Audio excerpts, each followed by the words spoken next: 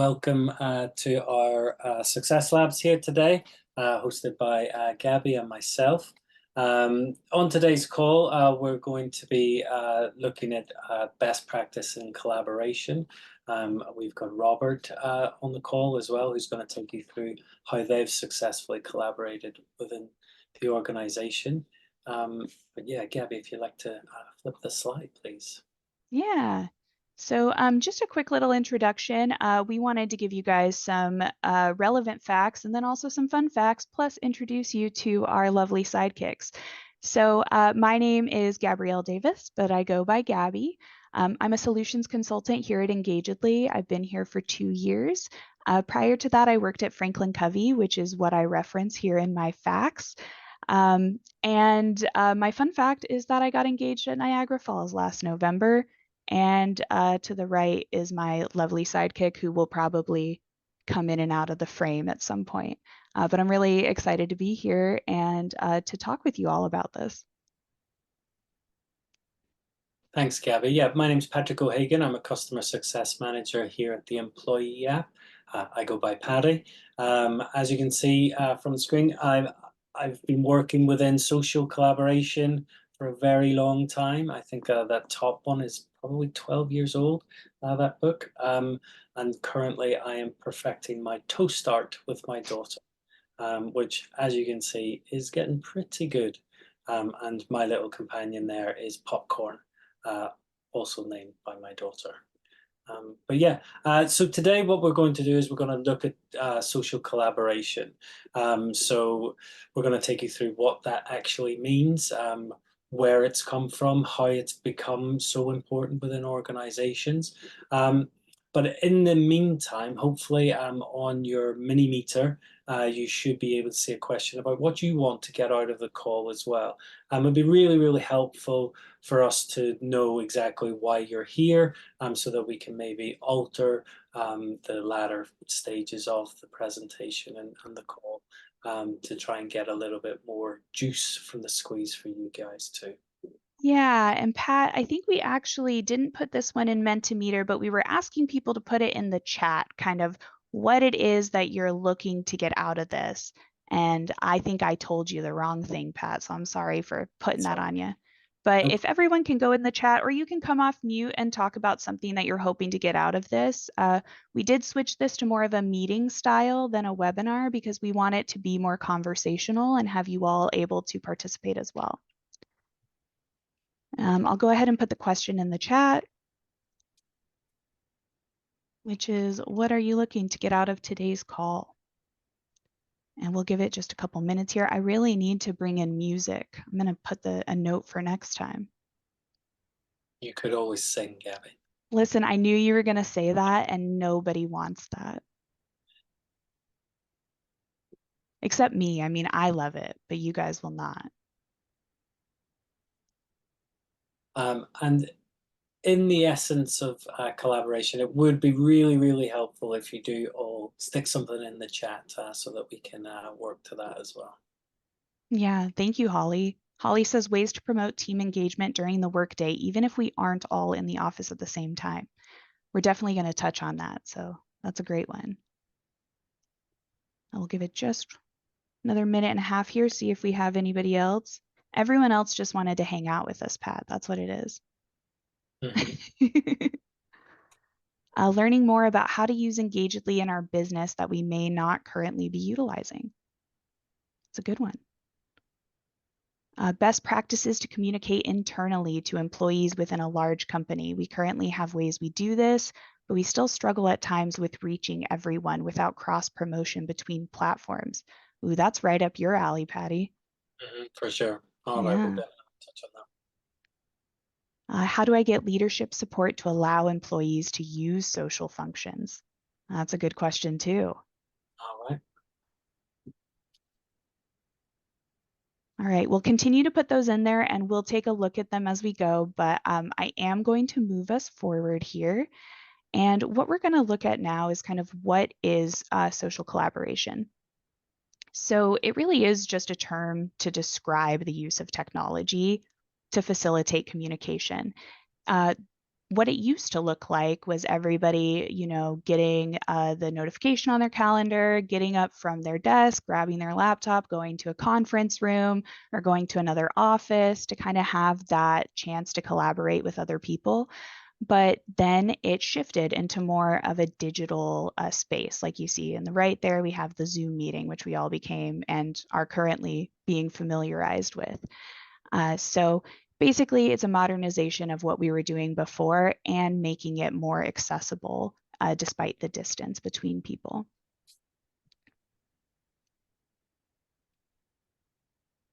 And then, oh, wait, before we go to this, sorry, we are going to Mentimeter now. So I'm going to ask you to pull up your Mentimeter.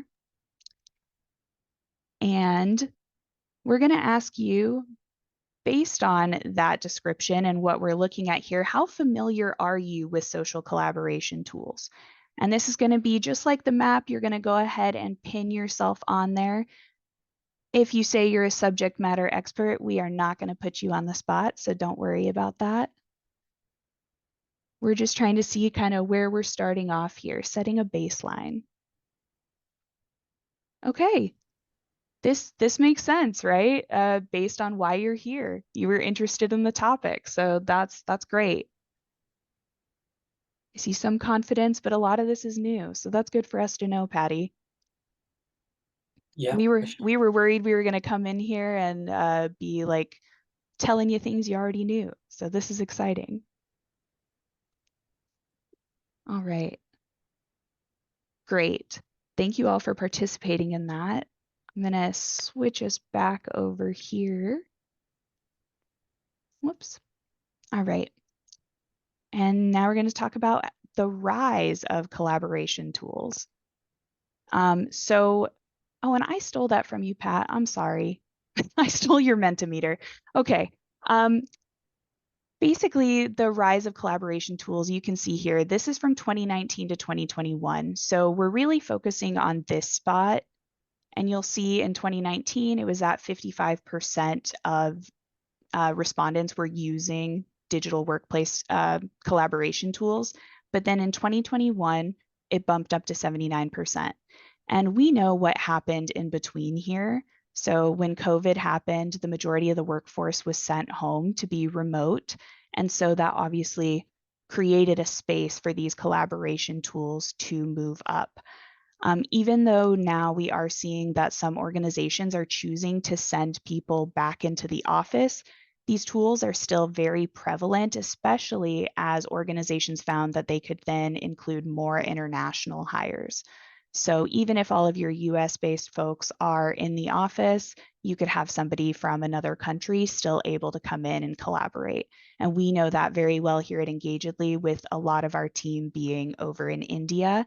We have to find ways to accommodate that huge time difference and still connect with our coworkers in that other time zone.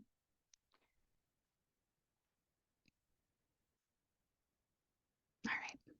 So why is it important? Well, we saw that it was rising, and we also were talking about, how it served us in COVID, but it's really important now because even post-COVID, it's still serving 20% of the workforce, which is now hybrid or fully remote at the end of 2023. So if we think about that, that's 32 million people, or the entire population of Texas is at home for at least a portion of their work week. So in order to keep up that collaboration, which we know brings innovation, higher quality, better culture, more ownership and accountability across teams, we have to be able to accommodate the hybrid and fully remote folks that still work with us. So it's not going away anytime soon. And that's why we're here talking about best practices and how to get those people engaged, because we don't want to lose out on those benefits. All right. And now I'm going to say that I want to start out by thanking our next speaker, which Patty introduced. So Robert Cole is from Corporate Environments, which is one of my clients, and he and his team recently went live in the platform and saw really high adoption across some of their modules. So I invited him here today to kind of talk about some of those wins and share some of those best practices. So Robert, the floor is yours.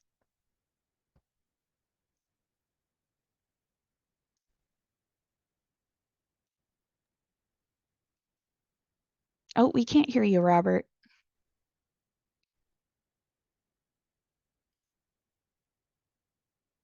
Let's try it now. There we go. It likes to cut in and out on me. Well, thank you so much for inviting me today. Obviously, we've had a great time with Engagedly, and I know there were some questions in the chat.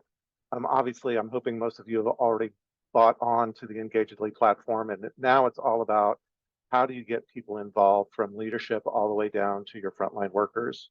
So one of the things that we found that really, I think, got everyone excited is we just did a small drip campaign, just a simple email campaign before we even launched Engagedly. So we had about 4 or 5 emails kind of teasing out what was to come and really getting everyone to buy into the fact that this was for them.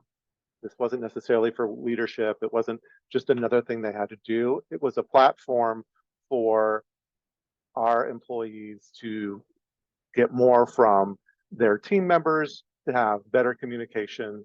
And of course, we've employed the Learning Center and goals and performance and all of that. So we went quite aggressively into it to start. So my first suggestion would always be to kind of have that drip campaign kind of in the beginning to get everyone excited about what Engagedly can do and what it's bringing to them. Then the next thing that we really thought about was who's our audience. So we know it was for the employees, and we wanted to make it more of a social or more of an interactive place. So once we decided that that's what we wanted to do, we really went to our marketing team and we said, hey, can you give us some visuals? Can you give us some ideas of how we can start reducing emails and then bringing these great things into the platform? So basically, the next thing that we did was then look at what wasn't working in the organization. Communication was poor, people were getting too many emails. There were great things that were happening, but they got lost in the 10,000 emails that everyone had. So we really started building the platform, especially the social part of it, as kind of a place to celebrate all the great things that were happening and then make it available so that everyone could do it. The next thing that we did is once we decided that that was what was going to happen, is we really looked at making a champion of each one of the platforms. So we identified people in the organization. We went on we skewed a little on the younger side for the social part because they were a little bit more familiar with it and a little bit more excited.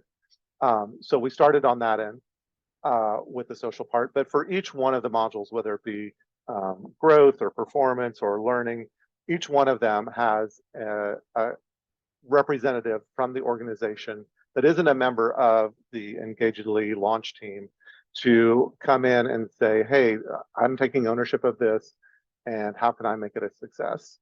And so once again, that really made it employee driven versus leadership driven.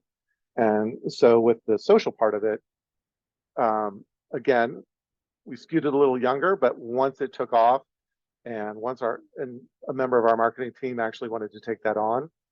So she was really good with LinkedIn and Instagram and everything else. So it was a very natural kind of thing for her. And because we're using SSO, single sign-on through Microsoft, and we're using Microsoft Intune, I had already pushed out the mobile platform to everybody's devices. So there was the lift was very little actually for our employees. Everything was just there for them kind of on day one. All they had to do was open the app, it auto logged them in, and they started seeing all these great things. And then by stopping people from sending all staff emails, basically by blocking that ability, we kind of then forced them a little bit into using Engagedly, because if they wanted to promote all of these things, they needed to do it through the social platform. And then following up on our performance, because we launched in January of this year, so we're only really 4 months into it, we actually went ahead and did our end of year performance within the Engagedly platform. And by doing that, everybody noticed there was feedback was part of the performance. And they were like, oh, how do I get feedback into performance? And so we were like, oh, this is all you have to do. You can request feedback from somebody. You can give feedback to someone as well. And by doing that, it really launched that kind of feedback part pretty quickly as well, because people wanted that feedback as part of their performance, because everybody likes money, so we've heard. And so really, if you start doing that and then you use the gamification of it, if you're not familiar, there's a rewards part of Engagedly as well. I should work for the company, actually. I should have got a referral fee for this. I agree. But I'll work on that for you. you'll work on that for me. Just to add some points to my reward. I'm already #1 in my company because I Yeah. post more than anybody. But there's a point system in Engagedly. And so we handed out points kind of generously at the beginning, and people were like, what's the leaderboard? How do I get points? We turned it very much into a game. So everybody was looking at the leaderboard every day. And if you don't know, you can convert those points to dollars, and then you can cash those dollars in for rewards cards, things like that. I won't get into all the depth of that, but kind of those three things just started, one just kind of compounded on the other. And then we rolled out LinkedIn Learning with the learning platform, in addition to adding our own personalized learning and platforms that we had in there, SharePoint and Stream and YouTube. We added those plus stuff from LinkedIn Learning. So, and then we kind of required everybody to have 8 hours of training every quarter. So again, that just kind of compounded. So the more modules that you add, each one kind of interacts with the other, so that as you do learning, you get more points. As you post more on social, you get more points. You can use those points to turn into rewards. So the great thing about Engagedly, as we were looking at all the platforms, is how well all of the modules interacted with each other. And through that interaction, it just brought people in from all different aspects of the company, because some people were not interested in social. They were like, I don't like Facebook. I don't like Instagram. I don't want to do that part. That's fine. They don't really have to participate. Though we do push out all the great things that happen in the company to them, either through the platform or they get an email. So no one's left out. But everybody needs training in one fashion or form. So whether they're a frontline worker or even management, that learning platform becomes where they're going to go. Or every manager, managers sometimes are the most reluctant to any change. But because they had to do all their performance evaluations in there, they didn't have a choice. So that led them in there. And so all of those things, just different hooks and ladders to bring people in. And then they find out, oh, wow, my feedback card is empty.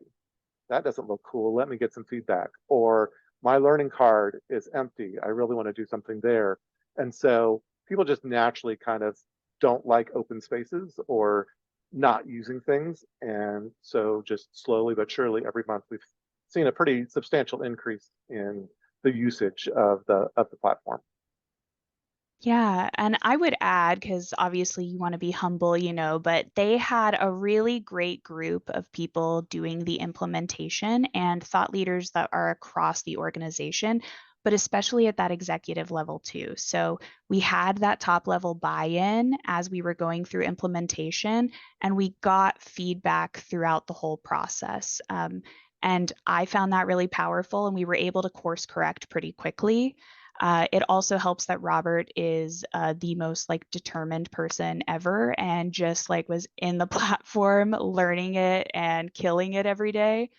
But in addition to telling you how great you are, I do also want to let people ask you questions. And also it looks like you're going to say something. So go ahead. Oh, I was going to say my face is up on a dartboard at the help desk, I'm quite sure, because I'm always asking for things and always pointing things out that seem buggy to me. So I'm quite sure they're like, oh, Lord, not him again today.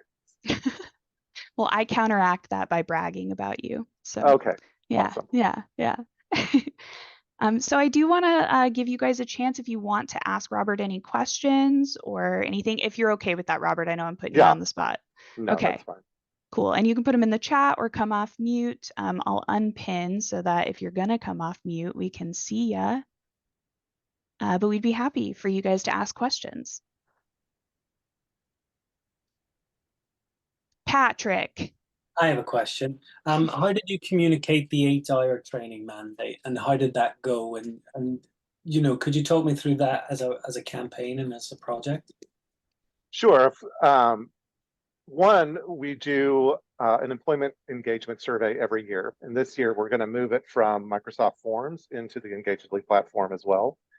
But every year, we kind of look at the top 5 things that our employees say they're not happy with. And communication is always one, because everyone can always communicate better. So that's what led us to Engagedly. But secondly, they were concerned about training, because technology is changing just so fast. Every day that you log into something, it seems like it's different. So they were really concerned about training. And then from a management response, we just heard that a lot of people had been promoted up through the organization, but maybe they didn't have that management training. They didn't know to have difficult conversations with employees. They didn't know what to do, if they had an HR issue. So all of those kind of led us to, we need to show them how to learn more. And the great thing about Engagedly is you have lots of platforms you can choose from. We just happen to love LinkedIn Learning, and it's very seamless. So as we were working through goals, again, everything works together. As we were working through goals for 2024, one of those was we wanted everyone to do more learning. And so we marked it out every quarter. Everybody has to go into goals and update how many hours they've done in learning. That has to, go back to the reports from the Learning Center. And as it was a company goal, it's tied to their bonus at the end of the year. So all of it just kind of seamlessly works together, because everybody loves money. Again, we've heard. I have a just follow question. up- Oh, Oh, sorry. Go ahead. go ahead. Go ahead. Okay. I actually have a couple of questions. Do you integrate with, or Robert, at your company, do you use Microsoft Teams? We do. We use Teams quite a lot. So most of the day-to-day chats we kind of keep in there. We also use Teams extensively with external users as well. So we wanted to make sure that everything stayed very professional in Teams. And then we let more of our social aspects fall into Engagedly. That way, when they're doing their business, their day-to-day business, they're working with clients, they know to do that in Teams. There's a certain voice that you use then in Teams. And then Engagedly, we're a little bit more, I don't want to say loosey-goosey, but we're a little bit more social. So, we can point out things. We recently had not a bring your pet to work day, but a virtual bring your pet to work day. So, you can do those kind of more fun, more engagement type of things than in Engagedly. Okay. Yeah. I'm interested in learning more about that, because we were worried about, because all of our communications are in Teams. We have social teams as well as business teams. And so we were worried about the confusion between having another platform for that, but we are definitely interested in the gamification of it. Yeah. Oh, sorry, go ahead. No, go ahead. Okay, and then my next question was IDP. Do you use IDP then Engagedly? Give me that acronym, IDP. For growth. Yeah, the growth for module. growth. So we've really just started our journey into growth. Right now, we're really in the Learning Center building learning paths. So we will kind of we're also going through, as if we didn't do enough here in 1 year, we're also going through a platform called EOS, the Entrepreneurial We are Operating too. System. We have that as well. You have that as well. Yeah. So as we're going through EOS, that kind of backed us out of the growth module for 2025. So right now we're still going through EOS and building out that platform, and then I'll bring it into growth next year.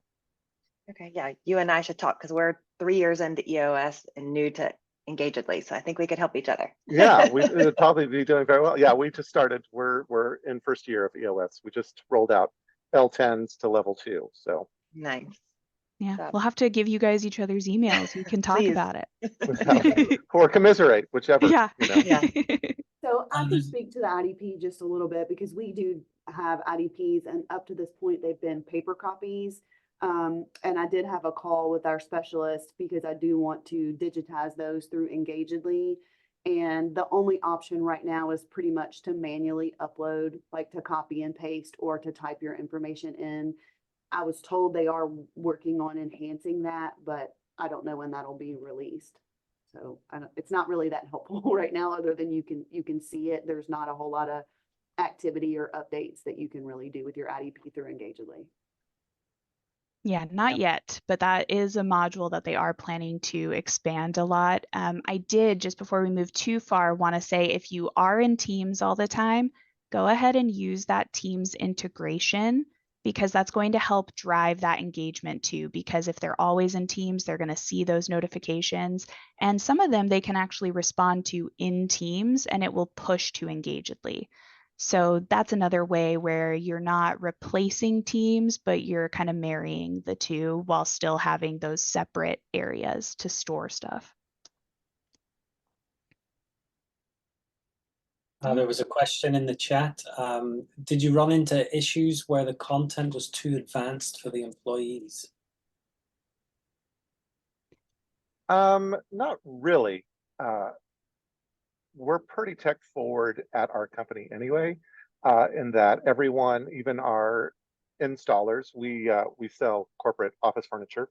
So we have installers as well that have to do a lot on their mobile phones. So adding that mobile piece to it was pretty simple. And we didn't really run into anything too advanced for them. And using SSO, that single sign-on through their Microsoft, through the Microsoft platform, really allowed everyone to just have one username and password. So it was super simple. Yeah, and then you can trick them into going just by putting the URL on their browser. And if they hit login, they're in. So They're in. easy. Yeah. It would be harder to not go in. Exactly. We actually forced it to their homepage. So every time they open Oh. up their browsers, Engagedly is the first thing they see. That is great. That automated reminder piece is so important. We even say for like, if you want your managers to talk to their direct reports, make it a part of the process that on Friday, they put like 30 minutes on their calendar to schedule those next one-on-ones or to input feedback into Engagedly or something so that you have a system in place to keep you going back to it until that habit is built. And we also use Team Pulse. So every week there's a different question that goes out to the staff that they have to respond to. We use that for our EOS people that Dan, we use that as part of our scorecard. So Team Pulse is also another great way that has a very low lift for an administration piece to start getting information from your employees as well. Nice. Yeah, and it's very easy for the end user too, right? And Yeah, just experience. Yeah. I have one last question. Was there any pushback along the way? Oh, there's always pushback. But it's one of those things. Nobody loves change. And if you've ever read the book Who Moved My Cheese, we have all four of those people who work here. And so you just kind of, you massage it in different ways. So if there's managers that are giving you pushback, you say, oh, well, you have to do your performance evaluations in the platform. You have no choice but to learn it. And then they realize, oh, it's so much simpler than hand filling out a form or doing it in 4 different disparate platforms. If you have end users who are a little technology not forward, you just simply push it to their phone, or they get reminder emails that they have to respond to. So basically, again, it's just knowing your audience. If you've never read that book, Who Moved My Cheese, I definitely recommend it because it does point out kind of the 4 different people that you're going to face in any organization in different ways to bring them along. Great, thank you. I will read that as well. Yeah, I think I have it as a PDF if you want it. I'll send it to you. Well, on that note, we are attaching everything that we talk about. We're going to attach to the deck, and there'll be links and resources for you to use, and we'll add that to it as well. Yeah. Gabby, would you like to share your screen again? Oh, I suppose I should. Yeah, let me do that. And thank you so much, Robert, for all of that. Were there any other questions? I don't want to cut anybody off before we move on.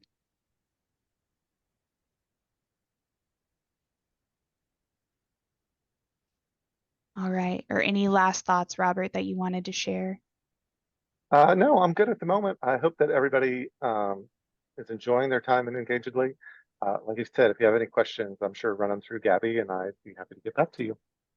Yeah, thank you so much. I really appreciated hearing your insight because I even learned something and we talk all the time. So Yeah, thank you so much for coming in here and chatting with us. no worries. Yeah. All right. Here we are, Patty. It's all you. All right. Yeah, so thank you, Robert.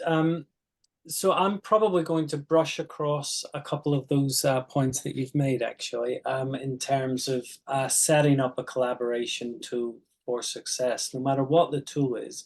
I think the success of the implementation is less to do with the tech and more to do with the people that use it and the end users in particular. But you can break down the types of people that are going to be using the tool into three main categories. So at the sort of top end, your leadership team or the business. I don't think any business has ever gone to market, say, do you know what we need? We need another tool, and we need 60% adoption right away. There's always a reason for going to market for that tool, whether it's, to improve the employee's experience is often, to retain knowledge, to reduce churn, to spend less on recruitment. There's a lot of other reasons that the leadership team are going to the market to buy a collaboration tool. And then you've got the implementation team or the stakeholders. So the system owner, in this instance, usually the HR department. I went on to ChatGPT today and asked it what are the 2024 primary goals of HR teams in the US. And the number one is employee well-being, and number two is DEI initiatives. So again, these are the goals that those teams are. Again, it's not about we need to implement a team, it's we need to achieve relative metrics with these topics in mind. And then the third group is your end user, and what do they want? So me personally, as an employee, I want the right tools to do my job. I want to be paid fairly. I want a good work-life balance.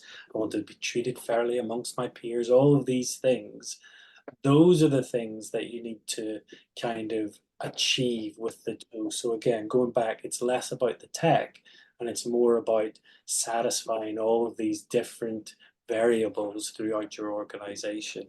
And that's kind of what leads to success. So to set up for success, I think there's sort of four things that you can have control over.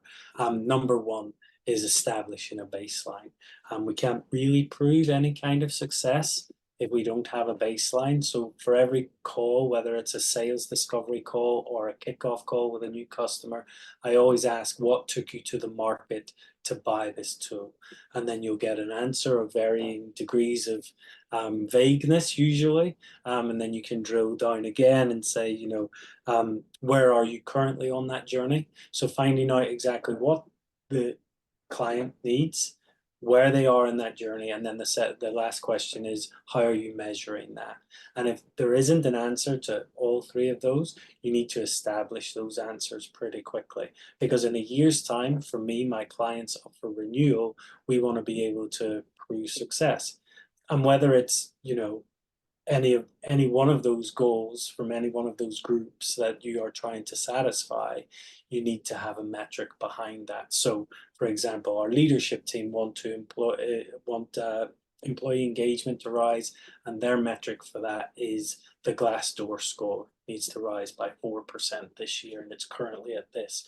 And then you can say, okay, so these are the things that we need to do to improve that, whether it's benefits, communication, salary review, transparency, things like that.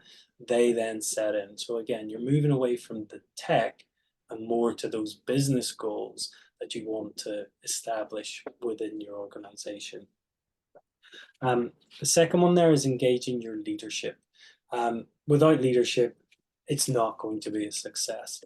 They need to be visible, they need to be engaged, they need to be transparent. But we do also, we can help them do that. We can create templates for them. We can create content for them and post on their behalf. We can make sure that they are involved in every aspect so that, again, going back to what they want from the system, whether it's, to improve sales lead time to tickets from support and things like that, just making sure that those metrics that we've put in place, that baseline, is being moved up so that you can see that this is the return of your investment to achieve these business goals, and these are what we're doing to do that. And then the third one there is to build your team. So building your team is not just the team around you, but also encouraging other stakeholders within the organization to join you on that journey of implementing this collaboration tool. HR can't do everything on its own. It is a function there to support the business as a whole. So therefore your communication tool, your collaboration tool should be doing the same things as well. So IT will have a use case for this tool. Go out, find out what that is, and bring them in and train them so that they can use the tool to expert level, but also give them the autonomy to go out and make their part of that system their own. I think that's really, really key. You can't just dictate or pontificate to people how they do their job. Give them the tool, give them the training, and then show them the right way to do things. And they're not just IT, marketing teams, how can they go out and gather documentation or gather assets to use on LinkedIn or Instagram and things like that as well. And then again, going back to that, asking them, what is your metric for success here? And always going back to, okay, so what was the last tool you launched, IT? And how can we do that in a more collaborative way? Or how can we reduce touches on support tickets? And then you create a strategy off the back of that as well. And then the last one there is make it what we do. So make it what we do is, the number one thing that I always say to my customers is culture will eat strategy for breakfast every day of the week. If you put the greatest strategy in to implement your system and you don't involve it in your overall company's culture, it will die. It needs to be part of your onboarding experience. It needs to be part of your training experience. It needs to be part of your offboarding experience. And it needs to run parallel with your employees' journey throughout your organization, through promotions, through payroll. Everything needs to be within this ecosystem of those tools that you are implementing. Yeah, I think that's it for that slide. Does anybody have any questions on that slide? Lest I get the sun in my eyes. I don't have a question, but I really love the steps that you put together here. It made me think about it a little bit differently even, especially the make it what we do part. Like I loved your part about it being in onboarding because it's like from day one, this is the platform you're going to, this is how we do it, and there is no question about where it goes. And the building your team is exactly what Robert spoke to having like a representative for each module, someone who is the champion within your organization to answer questions and to explain the value, which is also helpful to you as an admin because you don't have to do everything when you have those partners with you. Yeah, for sure. Like bottlenecking problems is a problem for you because once implementation is done as well, there are other things to do, but people tend to move on to the next project, the next big ticket item as well. So you do want to spread that work out equally amongst all of your stakeholders for sure. And then but bringing it in to the onboarding, especially for the employee app, which is communication tool. Like if you can get through your onboarding process without using that tool, and then you're 2 months into your new role, do you need that tool? And I think that's, when people just don't pick it up at all. And, with people with mobile device management tools and things like that, it's very easy to put it on their phone. Whereas Terry's talking about, manufacturing employees who are on the assembly floor, you don't have the right to put an app on their phone. They have to go in and want to do it as well. So when's best to get those people? It's their first day when they're green and they're eager to please and they say, okay, what's the app that I have to go and get my policy documents, do my online training and things? It's in this one tool. This is where you need to go as well.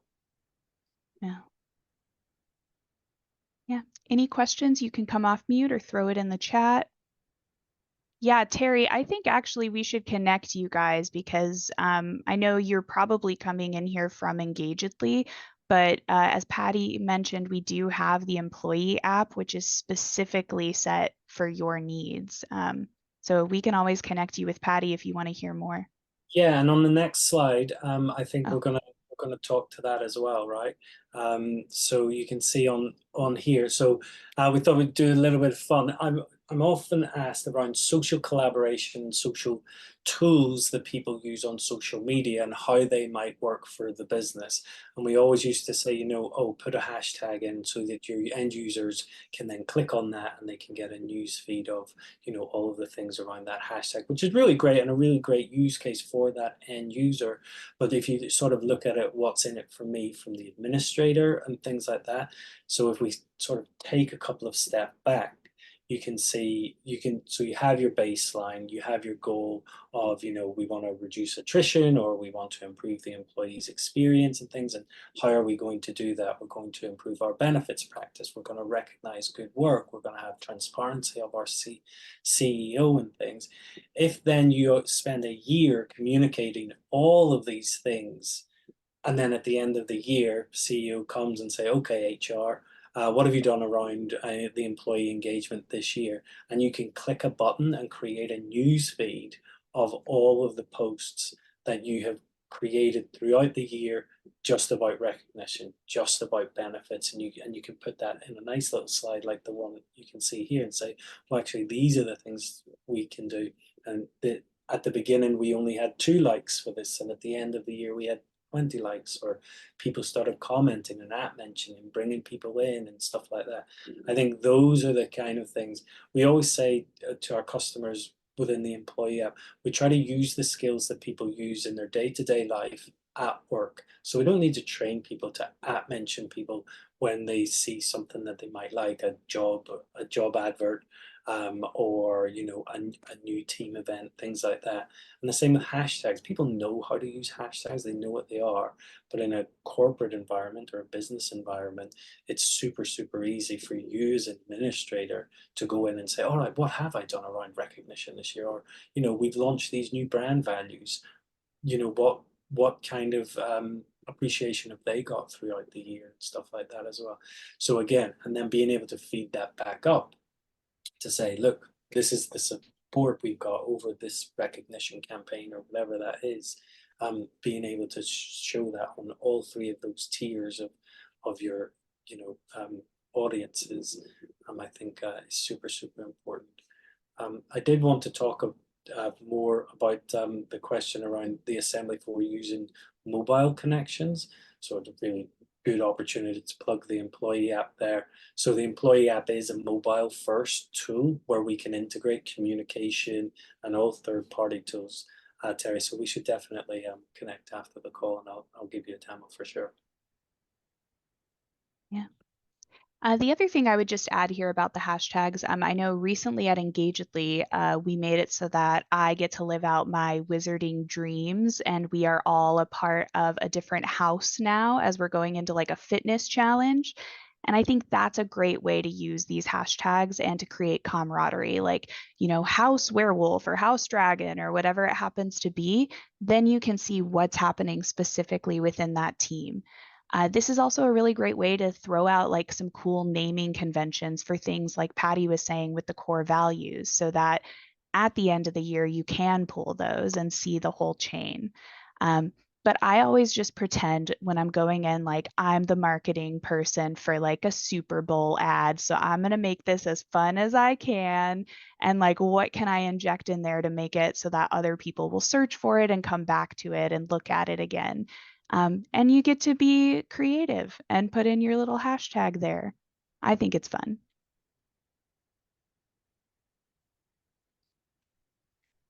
All right. With that, I know we are coming in on time. So the last thing here is really that we just want to hear from you all. We have a great group here of people that are in Engagedly, whether new or not. And we'd love to open the floor to see if you have questions for us or questions for one another.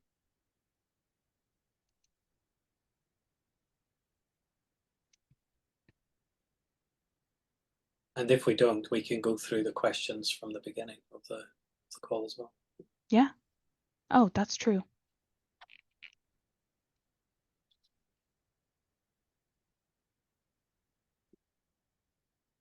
Okay, do you want me to give you one, Patty?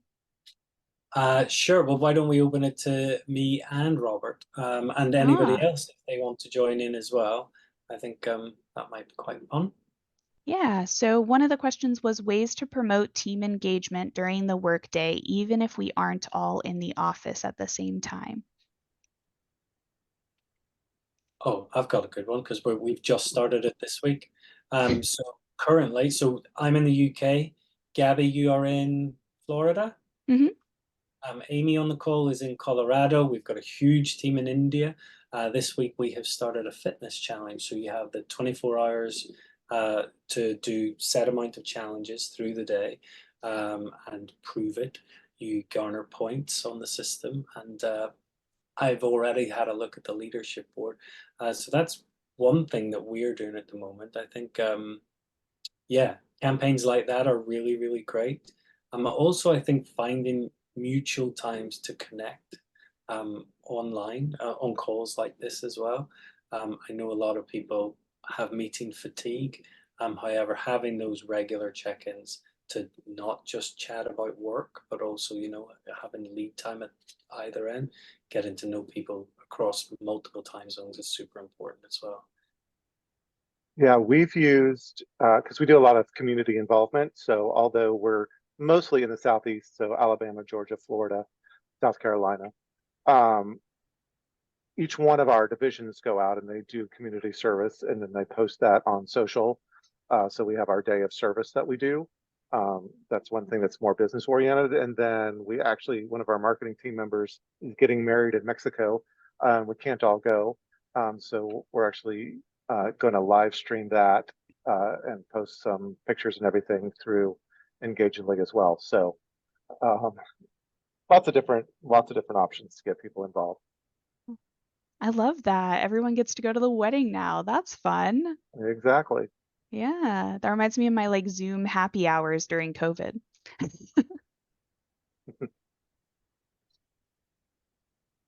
Gabby, one for you. Learning more about how to use Engagedly in our business that we may not currently be utilizing. Yeah, so that one is tough because I don't know what you're currently utilizing, but I would say the best advice I have there is to look at your current processes and your business goals and work backward from there.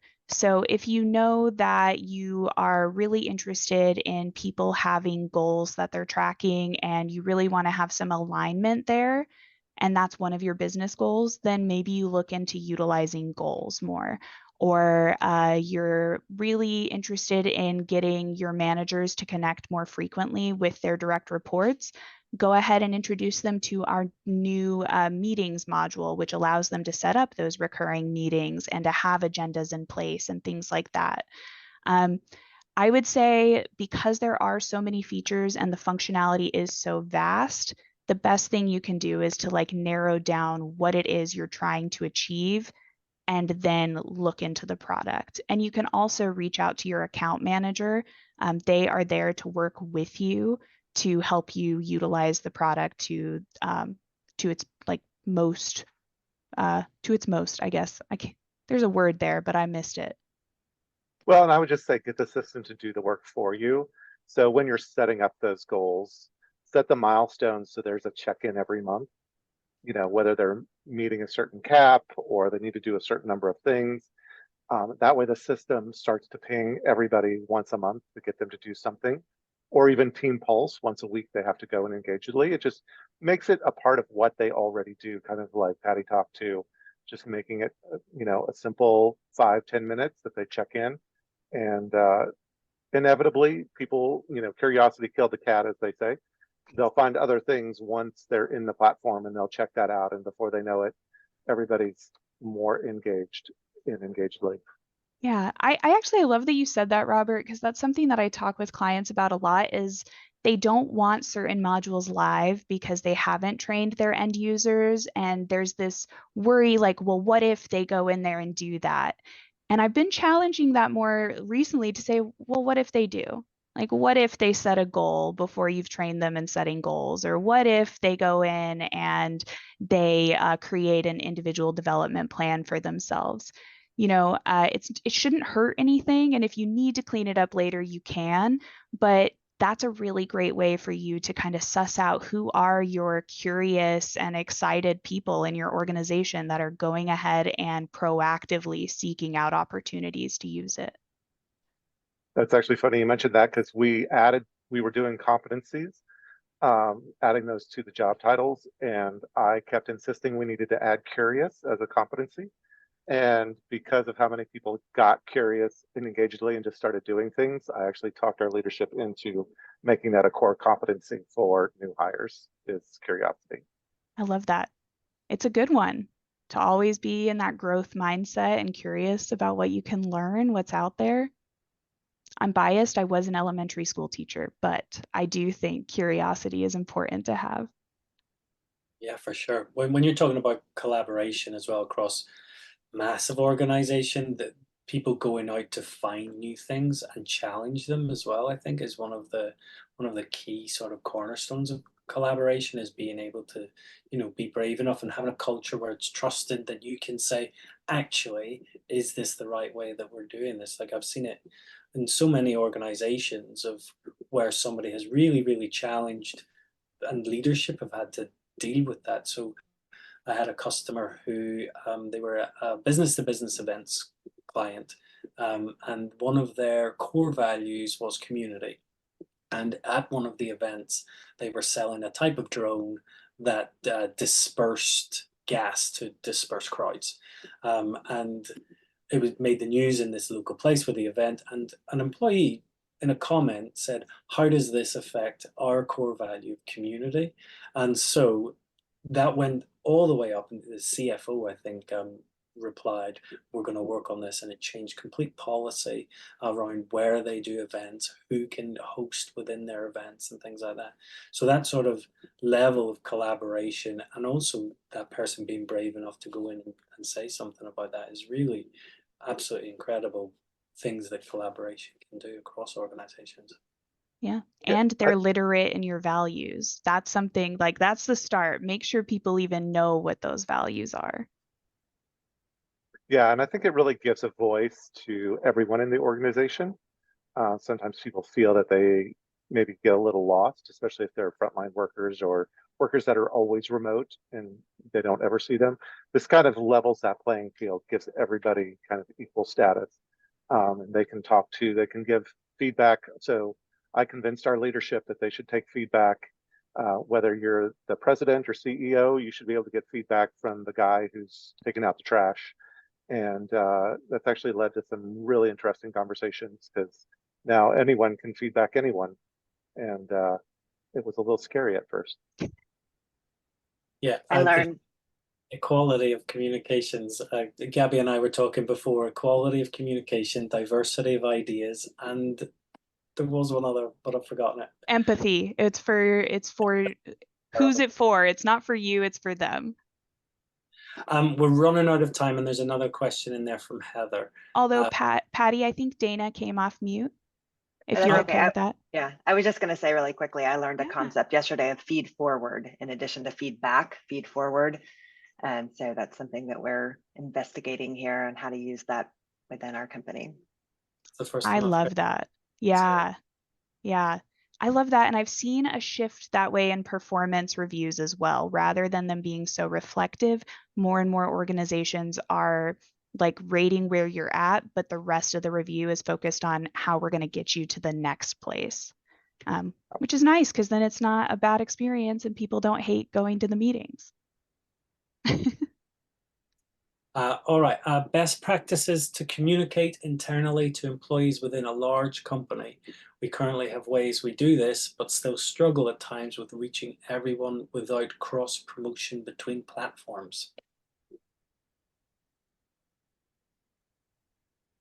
Yeah, I think you have to decide, kind of like what we were talking about earlier, is the channels that you're using. You need to make it very clear what communication is going where, and also what is required viewing versus what is more just like for fun if you have time.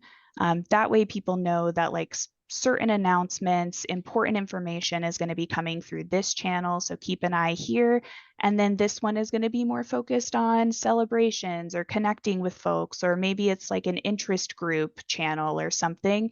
But I think having those defined lines and expectations is going to be your best bet for getting people to know how to use it and feel comfortable doing so. Yeah, there's not much more to add to that. Just having clear governance and guidance of which channel is for what, and sticking to that, I think, is key as well. There's no harm in using more than one, but as long as everyone knows which one is for what. Yeah, I would also say if it's a public channel, get rid of anonymity. Just be safe. Anonymity can be good in private when you have someone who can check it, but in those bigger channels, you know, it's better if someone's face is right next to what they're saying.